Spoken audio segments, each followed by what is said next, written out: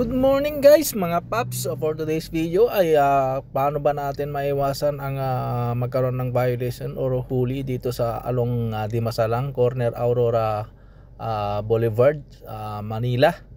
So ito ay yung ito yung sa kaliwa natin yan, yung padiretso ng Chinese General Hospital. Kasi diyan sa unahan na may intersection diyan, at itong sa kanan pinestuhan natin ay pakanan lang ito ng papuntang Blumentritt. Yan, pansinin nyo yung sinusundan ng bus. Meron diyang sinusundan na nakapwesto dito at dumiretso siya. So kaya ayun, nahuli siya. So iwasan yung pumwesto sa kanan pag padiretso kayo ng Dimasalang yan, corner Aurora, no? Ito yung papuntang Blumentritt. Ayun lamang mga paps, sana'y makatulong ito sa inyo, mga payo natin, mga tip para iwas huli sa kalsada.